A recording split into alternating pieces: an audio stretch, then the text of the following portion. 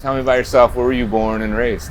I was born in Everette, Washington, and I was raised there my whole life.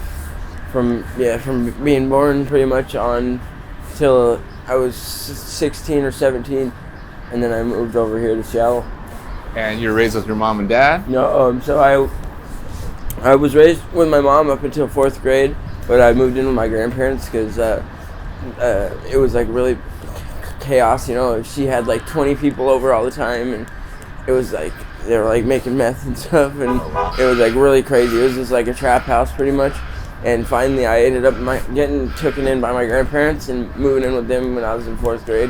So you remember? Yeah. Oh, I remember the bad more than I do the good. Like I was with my grandparents probably like 2/3 of my whole until I was 18. 2/3 of that was with them probably. But the first less than half of my life growing up was all I really remember for some reason. Like, cause like every day at my grandparents, it was just like a routine, nothing going on, nothing crazy that would trick my brain to like memorize it, or like not memorize it, but just spark a picture perfect memory. But back then it was just every day was something new that was like just crazy, like outlandish. Like anything stick out to you? Yeah, a lot. Yeah, I mean, once I seen my mom's friend that was staying in my little sister's room, because she moved in with her dad like a year before I did, or got taken away by him a year before I did. And she had one of the dope men move in or whatever, and he was staying in her room, and it was like right next door to my room. And one time I seen him, like, I heard some loud noises, and I seen him running up the stairs, like, and then he ran into the room he was staying in where my old sister used to stay, and he like punched a hole in the wall and like put like a whole bunch of like dope and guns and shit, and then put 2 tacks on the wall and put a poster over it, and then like seconds later, like 8 cops fucking are like sprinting after him and tackle him on the ground, and like fucking, because it was like the SWAT team or whoever it was, but whoever it was, 8 cops, or maybe 5 or 6. But yeah, they tackled him on the ground, and they didn't even know, they didn't find it or didn't notice it. And me being curious and, a private investigator kid I was, after they all left, I wanted to see for myself what it was, because I was like that as a kid. And I found a pig's poster and a peek inside the little like hole like this big, and it was like a pistol and like a whole bunch of like crack and meth, I think. Well, at the time, I didn't know at all what it was. I knew it was drugs because I knew my mom does drugs, but I didn't know there was different kinds of drugs. I was like 7. But yeah, it was crazy. Now looking back on it, I remember what it looked like. It was meth and crack, or meth for sure, or coke and meth or whatever. But yeah, it was crazy. That's just like one that sticks out to me a lot. Like, just a whole bunch of shit. Like one time on Christmas, my mom's so-called friend that was staying in the walk-in closet underneath the stairs. Well, she had 2 people, a couple living in there too. Like, she'd rent out like rooms, like the closet, my sister's old room, and the laundry room, like so much shit. Like back then, it was bad. But yeah, once I came home from school, and it was like a week after Christmas or so, and I'd got the new first generation Nintendo DS from my grandma, and I come home, it was in like a zip-up pencil box, and I come home and I seen the lady that was living under the stairs, like doing the dishes, so-called, but she had every dish in the sink, and the water was overflowing because she nodded out and like passed out on the floor. I thought she was like dead or something, and I fucking see my Nintendo DS case sitting in the sink, and I started freaking out. I was like, because I knew it was in there right away, and I opened it, and it was puddled with water full, and it broke and shit, along with a whole bunch of like the remote and so much of random shit. And like I was like freaking out. I tried to wake her up and like smack her in the face, like woke her up. I was like, are you kidding me? I was like just pretty much freaking out, and I told my mom and stuff, and she kicked her out, I think, but still, it was just like shit like that, like just random, just chaos. Constant, nonstop chaos that I didn't really realize was like back then. I thought it wasn't normal, but it was like a routine. Like I thought, because I would see like my friends at school and like see how other families were, and I knew that what I was going through was like irregular and wasn't good, But I mean, I loved my mom, and I didn't really know, like, I mean, I knew I wanted to be out of the situation, and I knew that I didn't like it there at the time, but I loved her and stuff, so. Yeah. But yeah, then my grandparents finally wanted me to come and move in with them because they realized how bad it was getting. And yeah, because then it got to a point where there was no power in the water, or no running water, or no running power for like a month. And once my grandma, because I started finally opening up and telling my grandma, because I wanted to move in there. They had 2 extra bedrooms, and I knew they would once they found out. Because I wasn't just like super quiet about it. I wasn't telling anybody about it. The reason my sister took in like a year before is because she told people sooner than I did about what was going on. And it was just and you and your sister with us. Yeah. We have 2 different dads, but yeah, me and my sister. Same mom. She was like probably, I'd say I was like 8, and she was like she's a 12th grader now. And I'm 22, so I don't know what's the age difference on that. But she was really young, like probably like 4 or 3 or 4 or something. But she pretty much just signaled or told her dad and her other grandma that she just didn't want to go. She'd freak out and cry every time, like it was time to go home, I guess. Yeah. And they just realized, because they know my mom and they knew that she was going through shit. It's your mom's parents? Yeah, well, it was me and my sister have different dads, so I went with my grandparents that were my mom's parents, and then my sister went with her dad's parents and her dad, because they live in the same house. But yeah, she's lived there still ever since then. But yeah, it was crazy. Well, tell me, growing up in that, how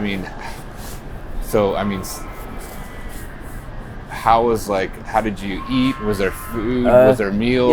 Yeah, like sometimes it would take quite a while for my mom to come down out of her room and like make me food. I remember like it would take her like hours and hours. Sometimes she would forget or shit. Like, so I'd have to I figured out how to make top ramen like super young. Like, yeah, it was mostly top ramen, or like finally started learning how to make mac and cheese when I was like 6 or 7 or 8. And then one of her friends, or 2 of her friends, Crystal and Karen, were like kind of like always like they were constantly there for like months. A period of time, and they were the ones that were like not taking care of me, but they would make sure to like put effort into making me food and shit, which was cool. I love them for it, you know. I still talk to Karen, like we're close as fuck, you know. But yeah, it was cool. They were like making sure I had food, like for the most part. I mean, my mom was too a little bit, but she was just super like she was doing crack and meth and just like so sleep deprived and dehydrated and just smoking dope constantly. She just wasn't like fully there, you know, along with all her friends that were in the room and all around, and yeah, it was crazy. But yeah, and then 4th grade I finally moved in with my grandparents, like I was saying, and then it was just like, one thing I was gonna say is when I moved in with my grandparents, since when I stayed with my mom, every time I'd hear somebody walk up the stairs when I was in the middle of the night or any time, even if it was during the day, I'd jump out of my bed and I'd go run at my door and I'd listen, or I'd peek out the crack to see what's coming, just out of like nature, like making sure, like, because I was used to a whole bunch of crazy shit happening. It's called a trauma response. Yeah. So literally for the first like 3 months I was at my grandparents' house, every time I'd hear the steps walking from my the back part of the house to the mobile home, like you could hear the movement like real easy. Just anything, even if they were walking in the back side of the house to the kitchen that was right next to it. Any footsteps in the middle of the night, I'd get up and I'd just automatically run to the door and just like listen or like go check who it was. But it took me like probably like 2 months or 3 months, honestly, to like realize like it was okay, you know. My grandma.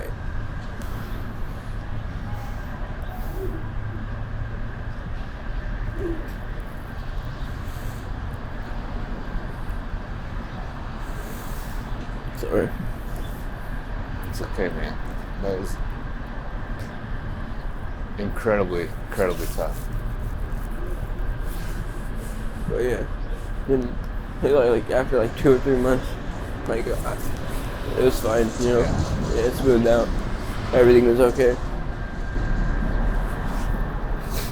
Yeah, man. But yeah, I mean, no kid kids should ever have to go through that. Yeah. Ever. Yeah. But me and my mom are close now. Like she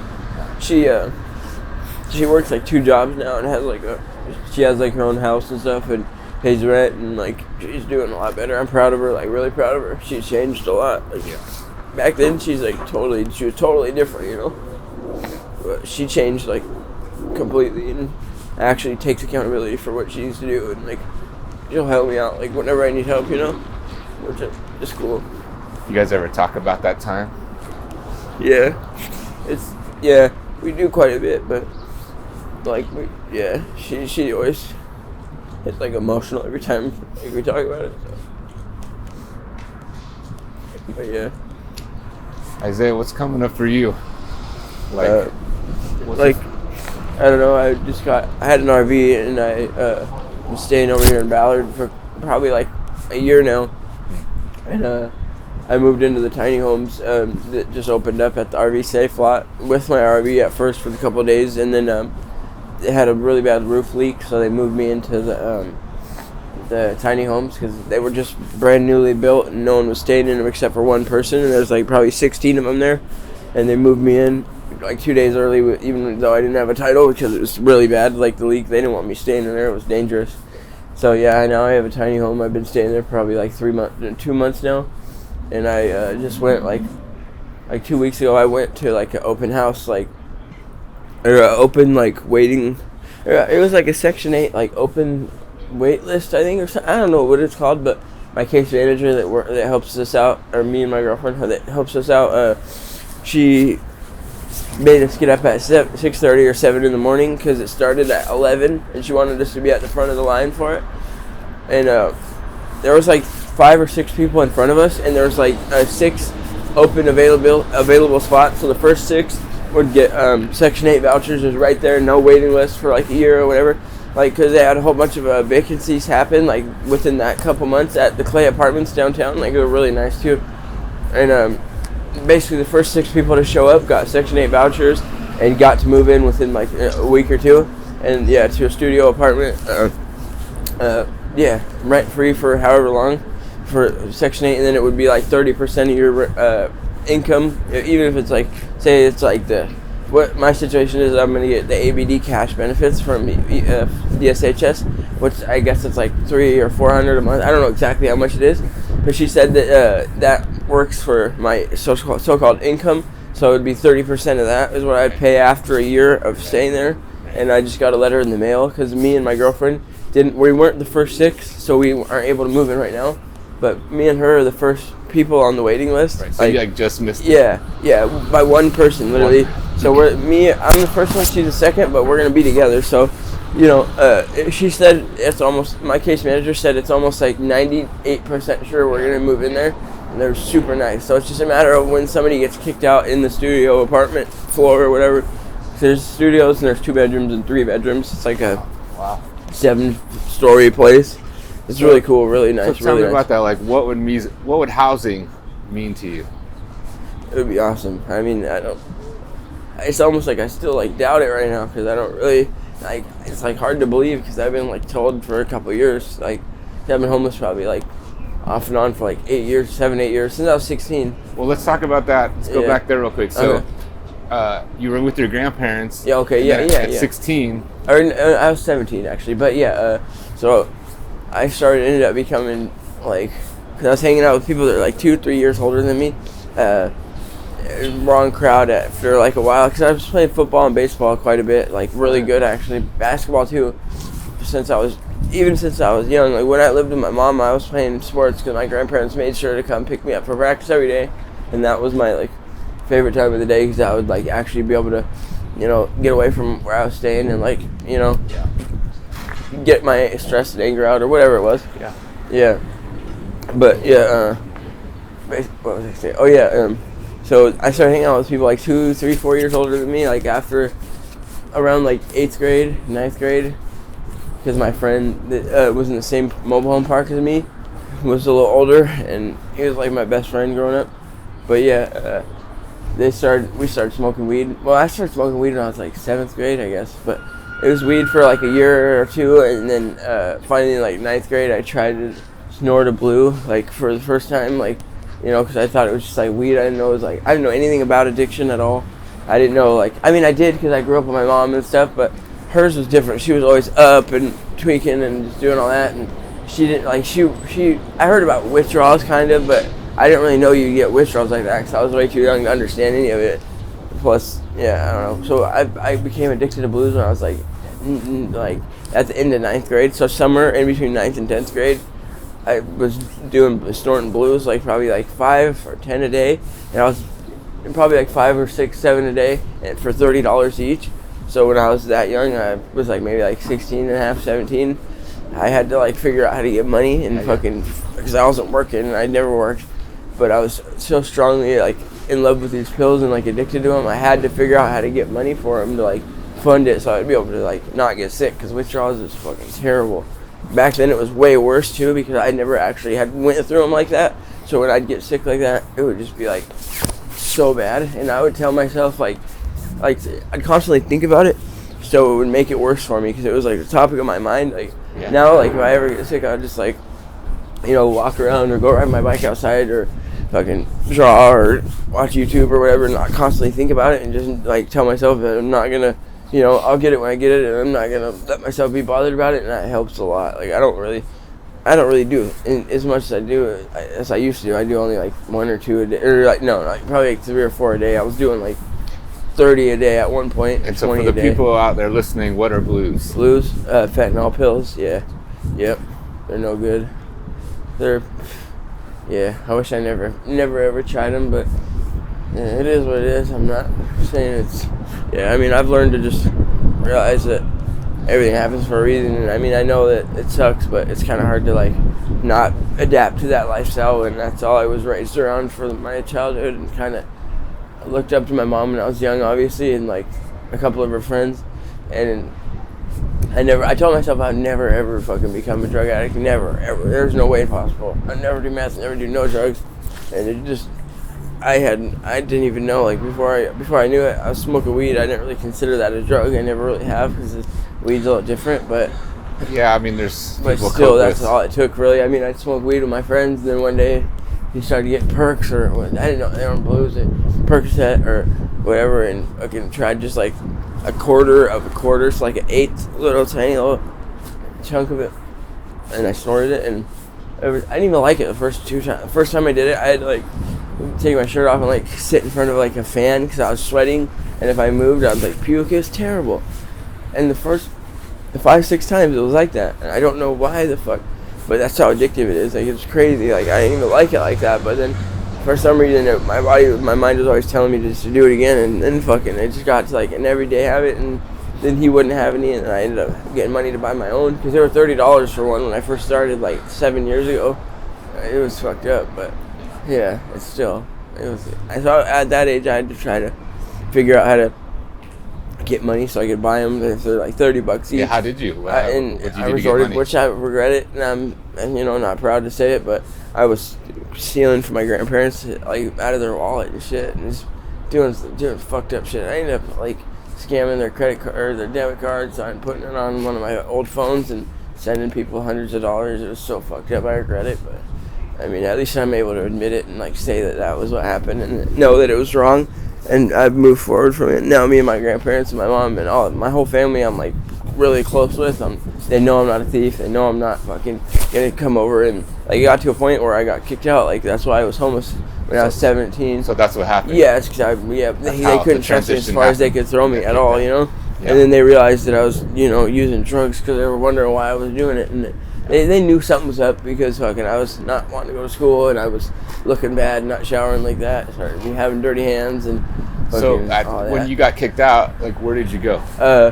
So I had a car, but I had a car with my license and insurance for like a year while I was living with them, and then that just made it worse. Like I was out driving around with my friends, driving, pick up my plug, and like driving around, just doing whatever. You know, had a license and insurance that wasn't paid for me. I got it real easy, and the car, so I just took advantage of it, you know. And then finally, when they kicked me out, they took my keys, and I had to be outside on the street. And I was like, not like the first 4 or 5 nights, or after the first like 2 or 3 nights, honestly, I called them, and I was just kind of crying, begging them to come back and shit. And they weren't having it.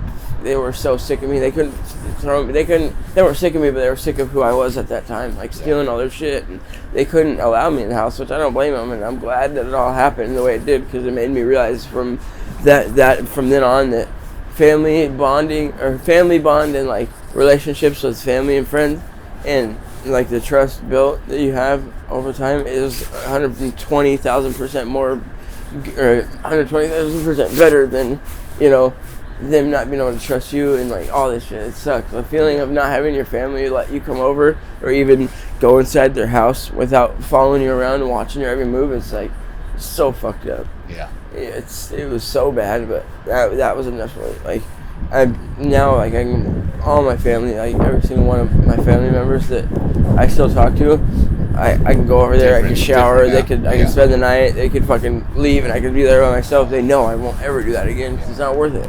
I can go out and get my own money or do whatever I need, you know. So from those 2 or 3 nights.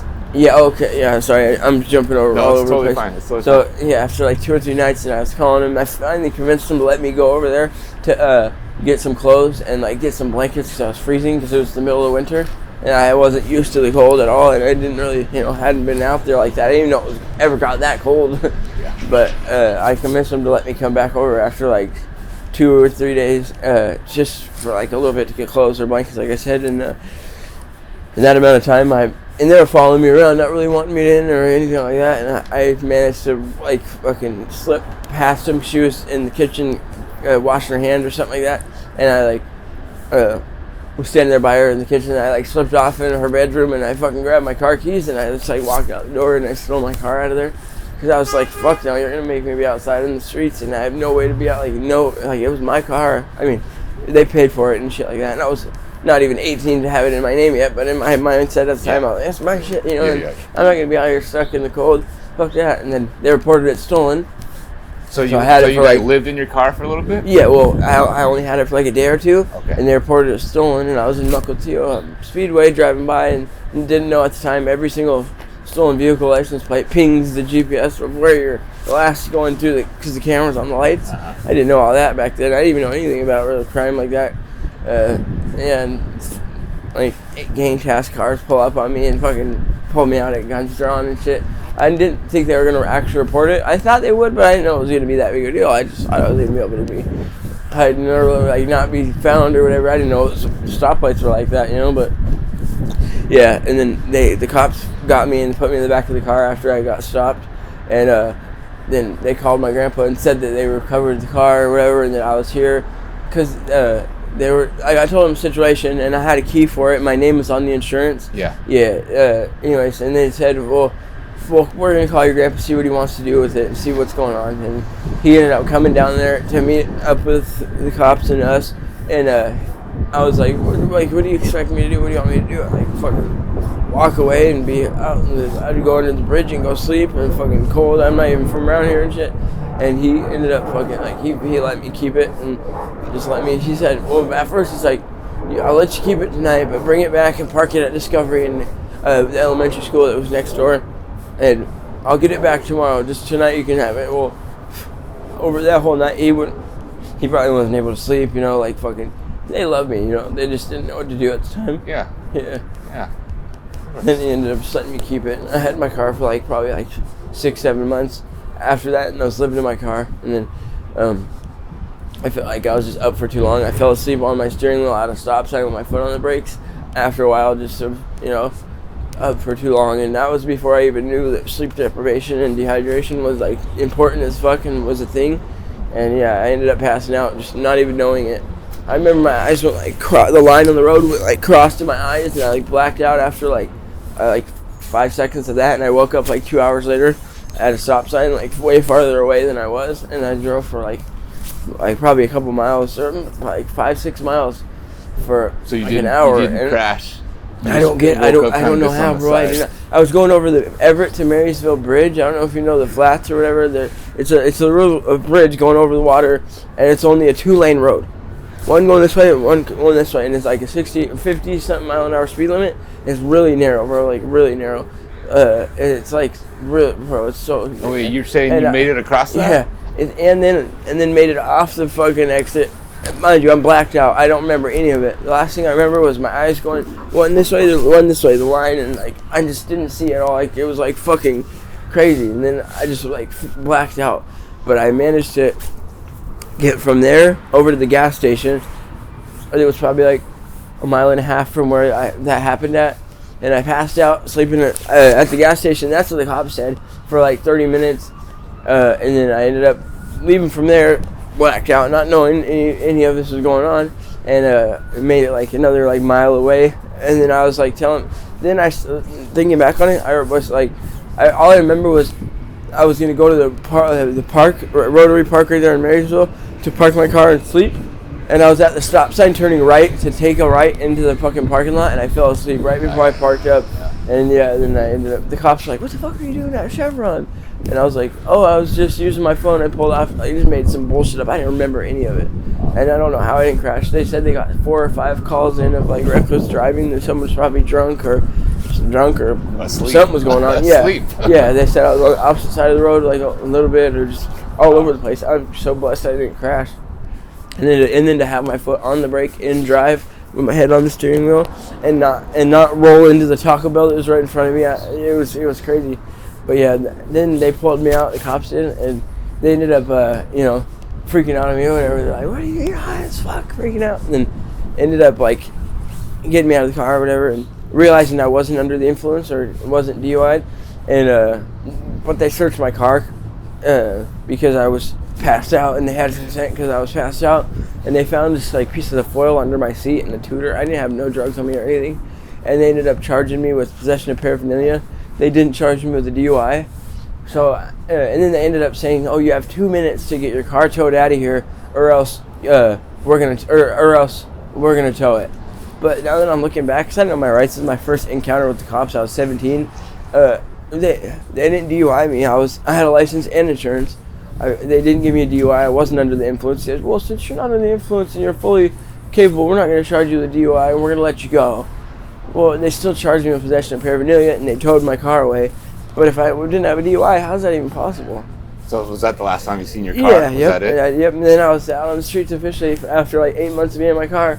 And yeah, then it just been shit from there, like fucking I was out.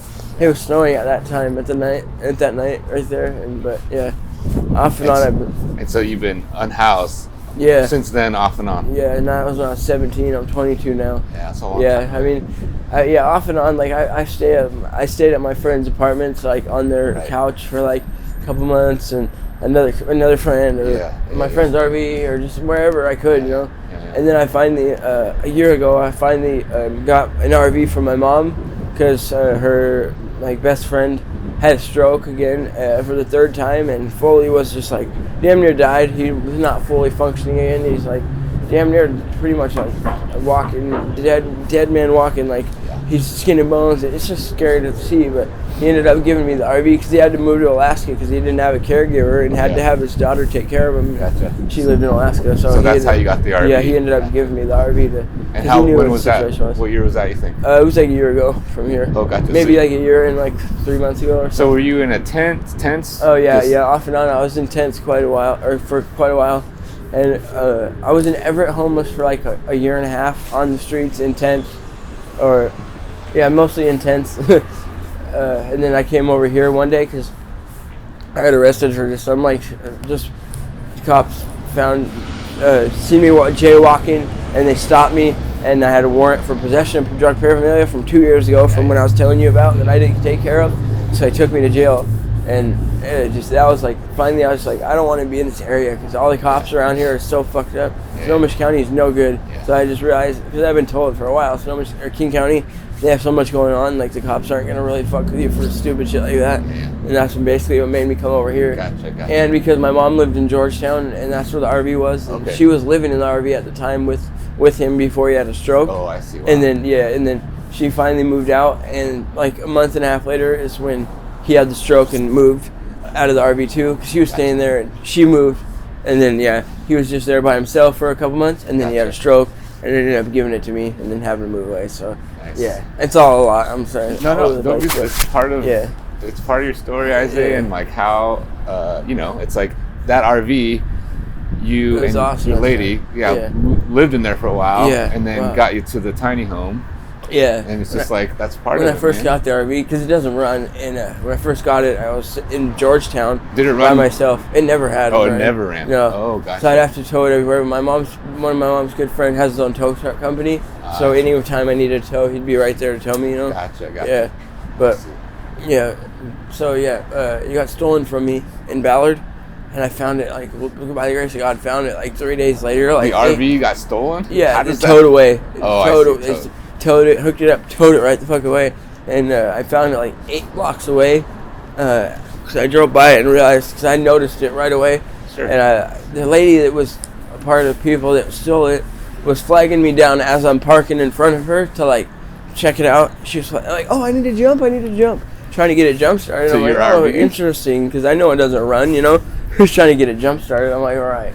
Well, come find out. So the people that stole it, I guess, were mechanics, and they fixed it, and which they did do some type of work, because when I got it back, the whole like engine was like fucked with, you know. It never ran ever since then. I mean, she was trying to get it jumped for no reason. They destroyed it, smashed every window out of it, fucking just trashed it, like poop everywhere. Or not poop, but like just like dirt and like rat stuff. It was disgusting. And when I first got it back, I towed it to downtown Seattle, where my mom stays, right by the Travelodge, by the Space Needle, and I parked it in that parking lot for like a week because I didn't know where I was going to go. I needed to get out of Georgetown because the people over there are really fucked up. I mean, Ballard's fucked up, but the people that are like, you know, doing fucked up shit or whatever, but in Georgetown, it's like just a lot more dangerous. I feel like, I don't know, it's over here it's dangerous, but over there, maybe I'm just thinking that because fucking I wasn't familiar with people like that. I only was there for like a month and a half and just stayed by myself, and they didn't know me, so no one really cared about what they did to me. Either way, you didn't feel safe. No, hell no. So yeah, I moved it to downtown Seattle, and then I ended up meeting my girlfriend Brandy the night that I towed it away to downtown, and yeah, I met her over here. I was just driving because I had a car at the time, because when he had a stroke, he sold me a car for like a couple $100 too. So I had a car and an RV. It was awesome, yeah. And then I met her when I was just driving through Ballard. I seen her on the side of the road, and I ended up talking to her, and we ended up becoming really close. And ever since then, she hasn't left. I've been with her for like a year and a half almost now. Okay. And yeah, it was awesome, and I'm grateful for it. And then she convinced me to move it over to Ballard because that's where she was and always was. And yeah, ever since then, I've been over here in Ballard with her. And so, but currently, you guys are both in a tiny home. Yeah. In the state together. Yeah. Awesome. Yeah, I'm still with her. Yeah, I've been with her for like a year and a half now. Yeah, and you moved into that tiny home. What, like? It's been like a month and a half, 2 months now. Yeah. When they did the sweep here? Yeah. So maybe it was like a month ago. How long ago was that? Let's see. That was at the end. Yeah, about a month. Yeah. Yeah, it's awesome over there. I love it. It's good. It's really cool. Man. But yeah. Isaiah, is there anything that you would want the people of Seattle to know? I mean, yeah. Try not to look at everybody that's homeless like you're kind of getting at. Like, everybody has a story, you know, and like try to like make sure to not judge or like mistreat people differently by the way their living situations are, or how they're dressed, or what they look like, you know. Like, you got to be able to give somebody a chance until they prove to you that they're not worth your time talking to or being around or even giving the time of day, you know, until they, you know what I mean, right? Yeah. But I don't know. I don't really know. That's probably it, right? Yeah. But yeah. I'm curious, any hopes or dreams for the future? Just for right now, getting that spot inside of the housing. Yeah. They just sent me and her a thing in the mail saying that we were approved and we were the first people on the waiting list, which when I was filling the paperwork out that day when I went there, they said that me and her were the first official two that were on the waiting list, which is crazy. I still don't believe it, but I mean, I believe it, but it's like so hard to believe. Yeah. This has happened a couple times, but I'm pretty confident in this. Yeah. My case manager's been doing everything, like helping her get her documents and doing everything for us pretty much, which is cool. Not doing it for us. We still have to meet with her like 5 times a month and have like a couple-hour meeting a day, which is awesome. I'm grateful. She's cool. But I like the place. It's awesome. Yeah. So hopefully it'll work out. Yeah. Within the next month or 2 or 3 for sure, I'll probably have housing. So it's like, fuck, it's hard to believe, but... Dude, thanks for sharing. Yeah. I know that's some hard stuff. Yeah, but it's okay. It makes me who I am, I guess. You know? Yeah. I don't look at it negatively, and I'm grateful it all happened now because I'm glad I went through some of it. Like, not glad, but it doesn't bother me, and I wouldn't change it because of the fact that it shaped me who I am today. And I'm only 22, but I'm pretty smart. I'd like to think I'm not too smoked out like most people are. Like, I'm pretty there, you know, like I'm aware and I'm pretty smart for how I am, for how old I am. You've lived a lot of life. Yeah. And you got a lot of life. Yeah, I had to go through, like, early on, I had to be my own father. My dad was never in my life, so I had to pretty much be my own dad, like my own father figure and somewhat my mother figure for a couple of years. Like, and it would pretty much just figure out stuff on my own, like. Yeah. And then once I got to move in with my grandparents, they were kind of like taking over. They've been married 49 years. Like, they've been well off. They both work, and if it wasn't for them, I don't know what. Like, I probably would have been fine too, but I don't know. They made sure to like I would have been fine probably, but I wouldn't have had as much like common sense and smarts about just like even just anything. Like they taught me a lot. They taught me a lot. 'Cause my mom and my dad weren't there to really teach me anything when I was a kid. But I'm grateful. I'm glad my mom has pulled her head out of her ass, and she always tells me I wish I did. I wish it was so much sooner, but it doesn't bother me. I mean, I just tell her like I'm really proud of her. I'm glad that she was able to do that and finally realize what the fuck was going on and just put priorities, as in getting a job and getting a house instead of putting her friends first. Because they were all not friends. They were just fucking her over, using her for a spot to stay or stealing her shit or just whatever it was. But yeah, it's awesome. I'm glad that she finally is doing what she's doing. I told her, I was like, even though it took till I was 19 to finally start getting something to show for you, what you've been doing for the past however many years. I'm glad that it's like that. I'm glad that she finally did, because some people still are living the same way that she was at the time. But that's what matters, is that she actually pulled her head out of her ass and is doing what she needs to do as a human now. So that's cool. Well, thanks, man. Yeah. Thanks, Isaiah. I appreciate it. Good to hear your voice, man. Yeah. Thank you. I appreciate it. Yeah. I'm gonna grab that mic. Hey, cool. Thanks for sharing, dude. I know that's hard stuff, dude. I appreciate it. That's like, it's like.